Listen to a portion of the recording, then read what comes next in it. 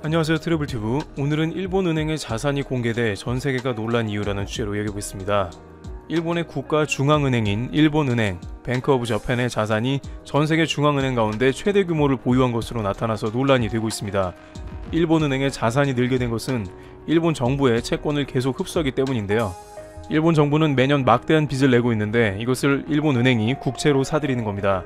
따라서 일본 정부의 빚은 세계 최고 수준인 GDP 대비 250%가 넘는 수준에 달합니다. 그런데 이런 구조가 결국에는 일본 경제에 파탄을 일으킬 수 있는 우려가 생긴다는 것입니다. 마이니치 신문에 따르면 일본 은행의 총 자산은 약 6,400조 원이 되었습니다. 이것은 미국 연방준비제도 FRB는 물론이고 유럽 중앙은행조차도 크게 압도하는 수준입니다. 일본 은행 자산이 세계 최고라고 좋은 게 하나도 아닙니다. 가장 문제가 되는 것은 앞서 말했듯이 국채 비율인데 일본 은행 총 자산의 84%인 483조 엔이 국채인 것입니다.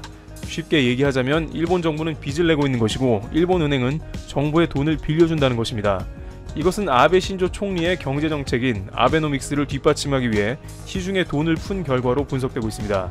일각에서는 일본 정부는 일본 은행에 돈을 갚을 필요가 없는 구조이기 때문에 괜찮다는 의견이 등장합니다.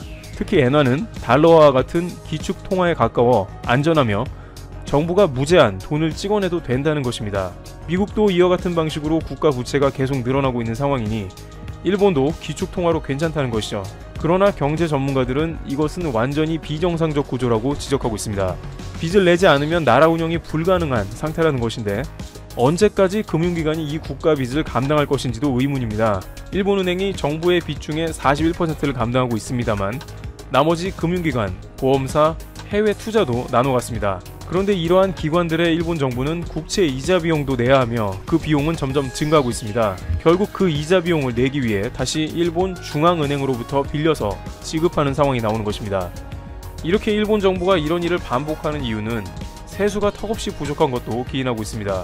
이번 10월에 단행된 소비세 인상도 재무성에서 이러한 맥락 가운데 강력히 추진한 것입니다.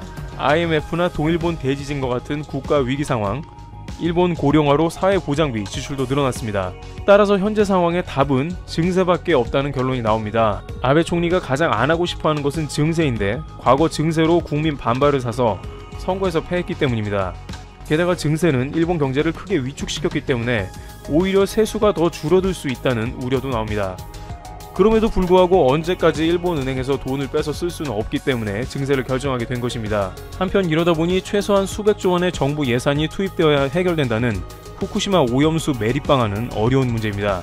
그냥 바다에 방출해버리면 몇백억 원이면 해결되는데 계속 빚만 지는 정부의 선택권이 많아 보이지는 않습니다. 또한 내년에 열리는 도쿄올림픽에 추가로 투입되는 자금만 수십조 원에 이르는 등 그야말로 빚잔치입니다. 일본 정부도 노력을 안 한 것은 아닌데 작년에 미국이 금리를 올리며 통화정책을 정상화하려고 했습니다. 일본 정부도 이에 따라 긴축 흐름을 타서 일본은행의 총 자산을 줄이려는 흐름에 편승하긴 했습니다만 미중 무역전쟁 등으로 세계 경기가 다시 악화 우려가 발생해 각 중앙은행은 또다시 완화 노선으로 돌아왔습니다. 미국은 다시 금리를 더 내리려고 하고 있습니다. 결국 이런 추세로 일본은 금융 완화 정책의 정상화를 할 수 없는 그대로의 상태로 머물게 되었습니다.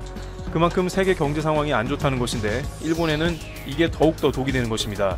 마이니치는 미국과 유럽의 통화 완화 정책으로 인해 일본은행은 정상화는커녕 오히려 자산을 늘리게 됐다라고 이야기하면서 일본은행 자산 증가는 큰 위험을 내포하는 것이라고 지적했습니다.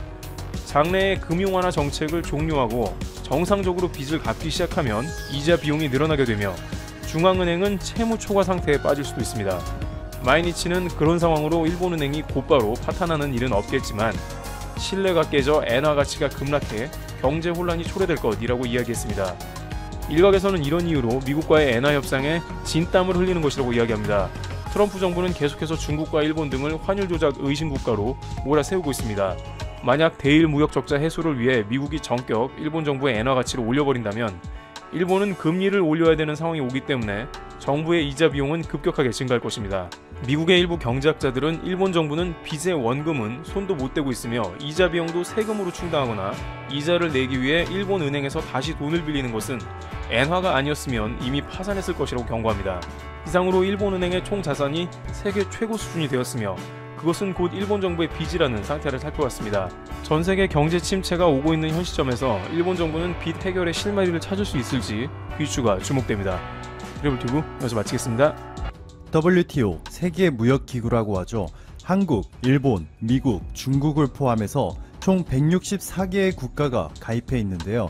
회원국들끼리 서로 공정하고 자유로운 무역을 할 수 있도록 도와주는 역할을 하고 있습니다. 한국과 일본도 WTO를 통해서 무역 전쟁을 해결하려고 하고 있는데요. 어느 한 국가가 승리한다고 해서 법적 구속력이 생기는 것은 아닙니다. 즉 WTO에서 한국의 손을 들어주어도 일본이 무시해버리면 그만이죠. 하지만 자칫 수가 틀리면 탈퇴해버릴 수 있다고 선언한 미국을 제외한다면 WTO의 판결을 가볍게 무시할 수 있는 힘을 가진 나라는 없다고 보시면 됩니다. 일본을 포함해서 말이죠. 게다가 WTO를 통한 무역 분쟁 해결 과정에서 일본이 한국에 얼마나 불합리적인 경제 보복을 하고 있는지, 자유무역을 철저히 파괴하는 행위들을 하고 있는지 전 세계에 알릴 수 있는 기회가 될 수 있기 때문에 WTO에서의 승리는 매우 긍정적인 효과를 불러일으킬 겁니다. 지금까지 WTO에서 한국과 일본의 분쟁 건수는 총 6건, 더운 여름을 한방에 날려줄 통쾌한 소식, 지금부터 WTO의 실제 사건 파일들과 함께 정확하게 알려드릴게요. 이것이 그 유명한 김 분쟁입니다.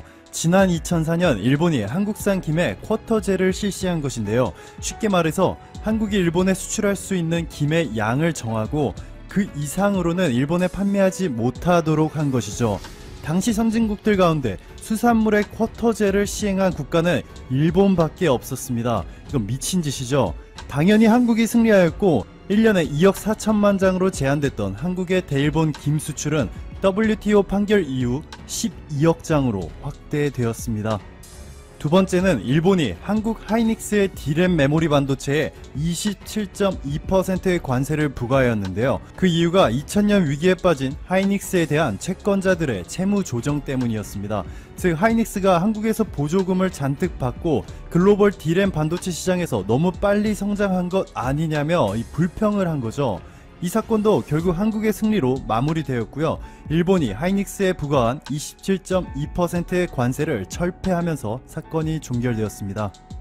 세 번째는 아마 대부분 알고 계실 것이라 생각이 되네요.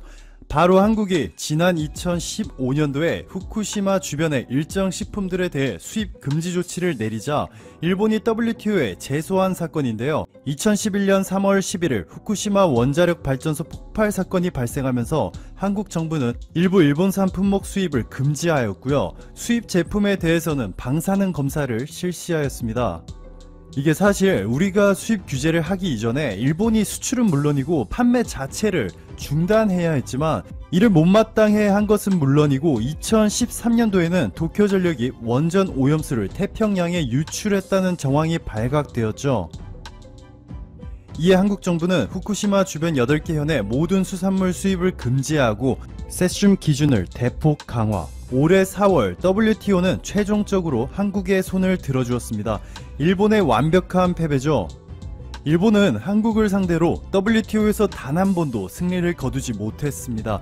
WTO가 한국을 편애해서가 아니라 한국과 일본이 지금껏 무역을 하면서 항상 일본이 불공정하고 이기적인 조치를 취해왔다는 것입니다. 규모가 크고 국제적으로도 이슈가 될 만한 사항들만 WTO의 분쟁 해결이 된 것이지 그동안 일본이 한국을 상대로 얼마나 많은 불공정한 이익을 챙기려 했는지 느껴지시죠?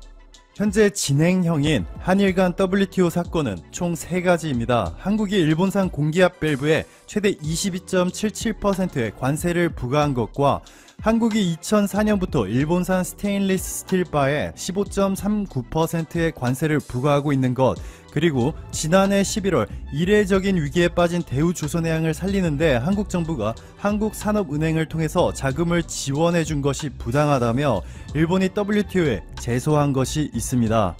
한국이 높은 관세를 부과한 일본산 공기압 밸브와 스테인레스 스틸 바는 반덤핑 관세라고 부르는데요. 너무 낮은 가격이 수입되어 국내 산업들에게 위협이 되는 경우 기존보다 높은 관세를 부과하는 것을 말하죠. 하지만 이것이 전혀 문제가 되지 않는 것이 한국은 국제 규범을 정확하게 따르고 있습니다. 한국의 관세법은 가트 제6조와 WTO 반덤핑 협정을 적용해서 관세법을 시행하고 있죠. WTO 반덤핑 협정에 의거하여 일본산 공기압 밸브와 스테인레스 스틸바에 반덤핑 관세를 부과하였는데 일본은 이를 WTO에 제소하였습니다. 누가 이기겠습니까? 당연히 한국이겠죠. 일본도 바보가 아닌 이상 이미 알고 있을 거예요. 따라서 일본 국민들에게 반한 감정을 심어 지지율을 올리려는 아베 내각의 정치 쇼라고 해석할 수밖에 없을 겁니다. 일본이 한국을 백색 국가에서 제외하고 수출을 규제한 것에 대해서도 한국이 WTO에 일본을 제소할 계획인 것으로 알려졌는데요. 이번에도 한국이 승소할 가능성이 매우 높아 보입니다. 일본 정부의 관보 66호를 보시면요. 한국을 백색 국가로부터 삭제한다는 내용입니다. 반도체 디스플레이, 소재, 부품, 장비 등을 포함한 품목들을 모두 캐치올 규제 대상에 포함시키고 우회 수출에 대해서도 강력히 규제하겠다고 밝힌 것이죠. 즉 한국에 수출하려면 일일이 검사를 맡고 어느 국가를 통해 수출을 하던 간에 최종 목적지를 꼭 밝혀서 한국 기업이 최종 목적지일 경우 제한시키겠다는 심보죠. 여기 보시면 일본의 수출업체가 일본 경제산업성에 각종 서류들을 제출하고 약 3달에 걸쳐 확인 후에 허가를 해주면 그제서야 일본 기업들이 한국 기업들의 수출이 가능해지는데요. 결국에는 한국 기업들을 견제하고 경제적 타격을 주기 위해서라고 해석할 수밖에 없습니다. 반면 한국의 대처는 상대적으로 미약한 수준이죠. 10일 이후 예정대로 일본을 한국의 백색 국가에서 제외한다고 하여도 이번 상황을 위해 특별히 만든 가해 2지역에 일본을 포함시켰습니다. 보시면 90일에 달하는 일본 심사기관과는 달리 우리는 15일로 여전히 매우 빠르고요. 아직까지 일본처럼 특정 품목을 완전 수출 불허하거나 하고 있지는 않습니다. WTO가 이 문제에 대한 최종 결과를 내놓기까지는 1에서 2년이라는 시간이 걸릴 수 있기 때문에 이 중단기적으로는 근본적인 문제를 WTO의 결정에 의존할 수는 없습니다. 하지만 더불어민주당의 박범계 의원님이 우리가 WTO에 일본을 제소한 이유를 가장 정확하게 설명해 주셨죠. WTO 대책이 왜 중요하냐면 논의가 1, 2년 걸리는 것이 중요한 게 아니라 과정 자체 하나하나가 전 세계에 홍보되는 것이고 이 사실이 전 세계에 알려지면